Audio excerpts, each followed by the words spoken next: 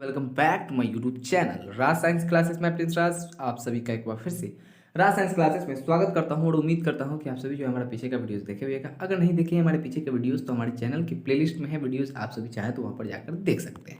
और जैसा कि आप सभी जानते हैं कि हर बार की तरह इस बार भी हम क्लास 12th के हिंदी का एक और चैप्टर जिसका नाम है छपै, इसको हम आप लोगों के बीच प्रस्तुत कर रहे हैं, जिसके लेखक हैं, जिसके रचयिता है नाभा दास जी, जो कि आपको यहाँ पर देखने को मिल जाएगा। चलिए बढ़ते हैं क्वेश्चन की ओर। तो सबसे फर्स्ट नंबर क्वेश्चन की अगर बात करें यहाँ पर, तो सबसे फर्स्ट नंबर क्वेश्चन में लिखा हुआ है क्या कि छपै शीर्षक के रचयिता कौन है। यानी कि जो कुछ है, मतलब जो एक शीर्षक है छपै है, छपै शीर्षक जिसका चीज है, जो भी हो, चाहे वो कविता हो चाहे वो कुछ भी हो, तो यहाँ पर तो ज़्यादातर पदखंड ही है। यहाँ पे पदखंड गदखंड की बात करें हिंदी में तो पदखंड और गदखंड पढ़ना होता है, ठीक है। उसमें से एक है आपका छपै। ये जो छपै है शीर्षक के रचयिता कौन है? सूरदास हो नहीं सकते, कबीरदास हो नहीं सकते, तुलसीदास हो नहीं सकते। तो आपके बचे क्या? ऑप्शन डी सी नाभादास हो जाएंगे, तो राइट ऑप्शन सी हो जाएगा आपका। चलिए बढ़ते आएगा सेकंड नंबर क्वेश्चन की अगर बात करें, तो सेकंड नंबर क्वेश्चन में बोल रहा है कि नाभादास की कौन सी रचना है, अब निम्नलिखित में से कौन सी रचना है। तो करबक तो आप सभी जानते हैं कि मलिक मोहम्मद जायसी की, तो ये तो होगा नहीं। कवित अभी तक आप लोगों ने पढ़ा नहीं है। उषा आप अभी तक पढ़ा नहीं है। पढ़ा है छपै, बचा क्या? तो छपै। छपै क्या हो जाएगा आप लोगों का? राइट ऑप्शन हो जाएगा। तो चलिए बढ़ते हैं आगे की ओर, ठीक है। तो थर्ड नंबर क्वेश्चन की अगर बात करें इस वीडियो में, तो सब थर्ड नंबर क्वेश्चन में बोल रहा है क्या कि नाभादास किस धारा के कवि थे। नाभादास साहब जो थे वो किस धारा के कवि थे? निर्गुण धारा के थे? नहीं थे।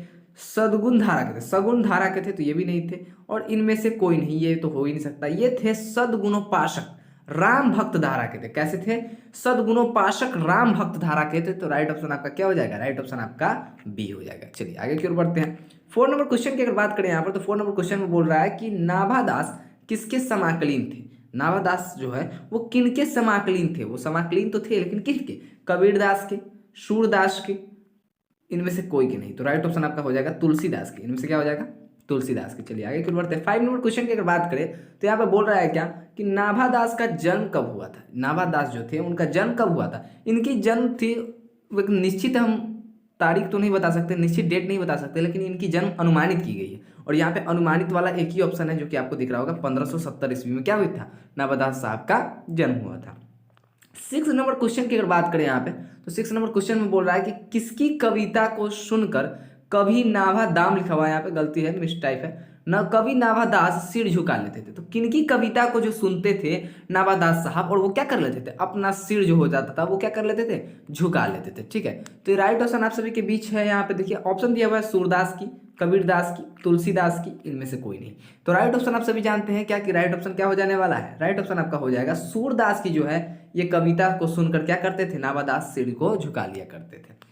सेवन नंबर क्वेश्चन की अगर बात करें, तो सेवन नंबर क्वेश्चन में बोल रहा है क्या कि कौन सी रचना नाभादास की है। तो इनमें से निम्नलिखित में से कौन सी जो रचना है वो नाभादास साहब द्वारा लिखा गया है? पहला सूरसागर, फिर भक्ति काल, सॉरी भक्त काल, फिर है बिहारी सतसई, बीजक। तो राइट आंसर आपका हो जाएगा भक्त काल, ठीक है, भक्त काल।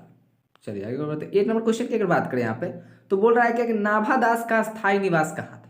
नाभादास थे, उनके जो अस्थायी निवास है, उनका जो निवास था, निवास तो होता है सभी का जगह जगह जगह, लेकिन अस्थायी निवास जहाँ पे वो परमानेंट के लिए उनका घर था, उनका अपना घर बनाया हुआ था, और वो जहाँ पे रहते थे, अस्थायी निवास कहने का मतलब कि जहाँ पे वो हमेशा मिल जाएंगे आपको, वो कहाँ था? वृंदावन, हरिद्वार, काशी, इनमें से कोई नहीं। तो राइट ऑप्शन आपका हो जाएगा क्या? वृंदावन में उनका क्या था? अस्थायी निवास था। चलिए आगे की ओर बढ़ते हैं।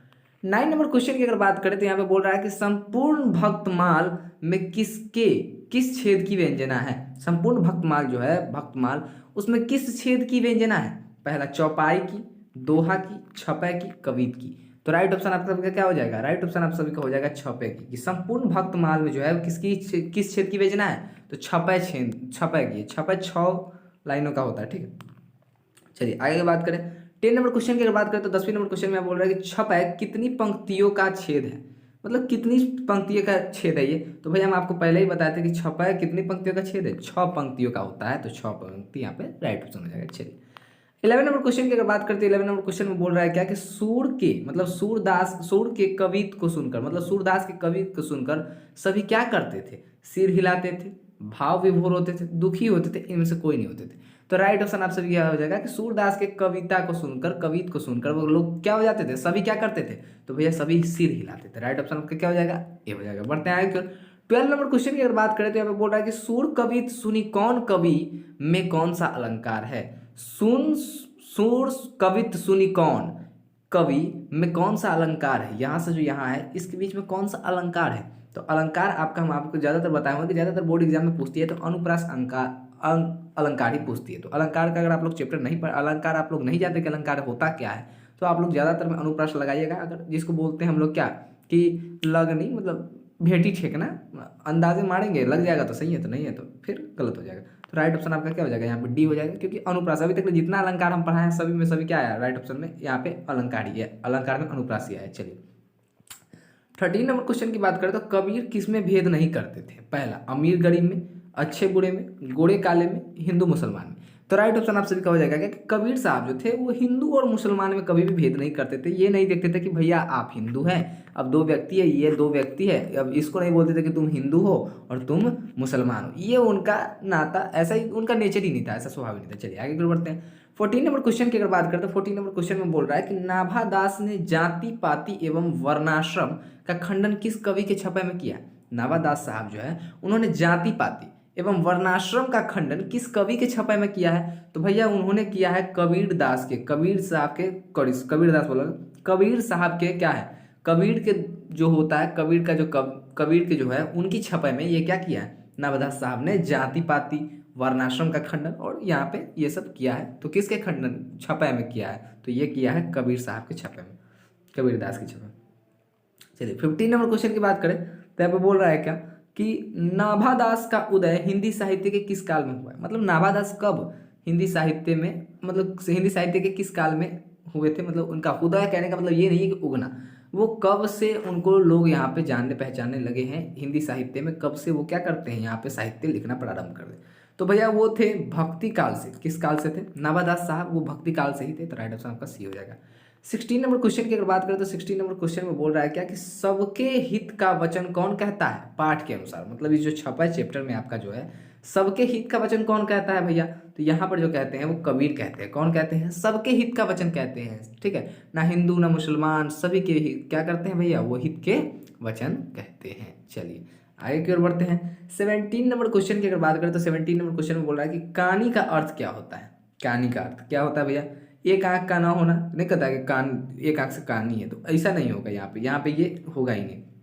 फिर होता है कहानी करने का मतलब एक कान वाला, तो ये भी नहीं होगा। फिर है क्या अविश्वास, ठीक है, तो ये भी नहीं होगा। फिर लेकिन होगा विश्वास प्रतीत। राइट ऑप्शन क्या हो जाएगा, कहानी का अर्थ होता है कि विश्वास प्रतीत। ठीक है, चलिए तो राइट ऑप्शन आपका डी हो जाएगा। बढ़ते हैं आगे क्यों। 18 नंबर क्वेश्चन की अगर बात करें तो 18 नंबर क्वेश्चन में बोल रहा है क्या कि नाभादास के दीक्षा गुरु कौन थे। जी बिल्कुल, दीक्षा गुरु कौन थे, तो भैया नाभादास के जो दीक्षा गुरु थे वो सबसे फर्स्ट में दिया गया है स्वामी अग्रदास, जिसको अग्र अली भी कहते थे। क्या कहते थे, स्वामी अग्रदास थे। किनके, नाभादास के दीक्षा गुरु। और नाभादास कौन थे, छपै के रचयिता थे। चलिए आगे की ओर बढ़ते हैं। 19 नंबर क्वेश्चन की अगर बात करें तो यहाँ पे बोल रहा है कि भक्तमाल के रचयिता कौन है। भक्तमाल जो है उनकी रचयिता कौन है, कबीर दास है, ठीक है, या फिर गुरु नानक है। कबीर दास है, गुरु नानक है, रैदास है, फिर नाभादास है। तो भैया जो यहाँ पे भक्तमाल है ये किनकी रचना है, तो ये है नाभादास साहब की रचना है। तो राइट ऑप्शन आपका क्या हो जाएगा, डी हो जाएगा। 20 नंबर क्वेश्चन की अगर बात करें तो 20 नंबर क्वेश्चन में बोल रहा है कि भक्त चरित्रों की माला है।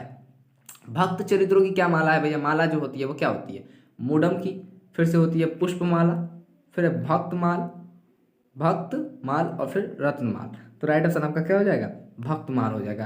कि भक्त चरित्रों की जो माला है वो क्या है, भक्तमाल है। चलिए आगे की ओर बढ़ते हैं। 21 नंबर क्वेश्चन की अगर बात करें तो बोल रहा है कि नाभादास किसके शिष्य थे। तो भैया वो किनके शिष्य थे, पहला ऑप्शन यहाँ पे दिया तुलसीदास के, रामानंद के, स्वामी अग्रदास के और महादास के। तो अभी आप लोगों ने पढ़े हैं क्या कि स्वामी अग्रदास क्या थे, नाभादास के दीक्षा गुरु है। कौन है, दीक्षा गुरु है। जब गुरु का शिष्य कौन होता है तो शिष्य किसका होता है, गुरु का नाम होता है। तो दीक्षा गुरु कौन थे भाई, स्वामी अग्रदास। तो राइट ऑप्शन आपका क्या हो जाएगा, सी हो जाएगा। चलिए आगे की ओर बढ़ते हैं। 22 नंबर क्वेश्चन की अगर बात करें तो 22 नंबर क्वेश्चन में बोल रहा है कि कबीरदास किस शाखा के कवि हैं। कबीरदास किस शाखा के कवि है भैया, सगुण शाखा के, निर्गुण शाखा के, सर्वगुण शाखा के, इनमें से कोई नहीं। तो भैया ये जो कबीरदास किस शाखा के कवि है, तो यहाँ पर राइट ऑप्शन यहाँ पे आप सभी को बी देखने को मिल जाएगा, निर्गुण शाखा का बोल रहा है। ठीक है, चलिए आगे क्यों बढ़ते हैं। 23 नंबर क्वेश्चन की अगर बात करें तो 23 नंबर क्वेश्चन में बोल रहा है कि नाभादास किस काल के कवि थे।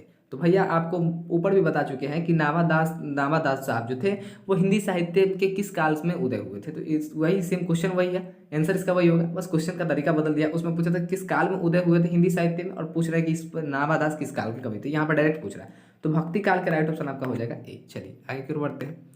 24 नंबर क्वेश्चन की अगर बात करें तो 24 नंबर क्वेश्चन में बोल रहा है कि नाभादास की कविता किन दो कवियों के बारे में है। नाभादास साहब जो है उनकी जो कविता है इन किन दो कवियों के बारे में है। तो ये जो राइट ऑप्शन आप सभी को देखने को मिल जाएगा। इस चैप्टर में हम लोग कबीरदास और सूरदास के बारे में चर्चा की है, तो ये इन्हीं दोनों पर है। तो राइट ऑप्शन आपका हो जाएगा 24। तो वीडियो देखने के लिए हम आप लोगों को थैंक यू बोलना चाहेंगे, और आप लोग मेरे वीडियो को अंत तक देखें इसके लिए दिल से थैंक यू। एंड मैं प्रिंस राज विदा लेता हूँ, फिर मिलूंगा एक नए वीडियो में एक नए जोश के साथ। तब तक के लिए जय हिंद, जय भारत।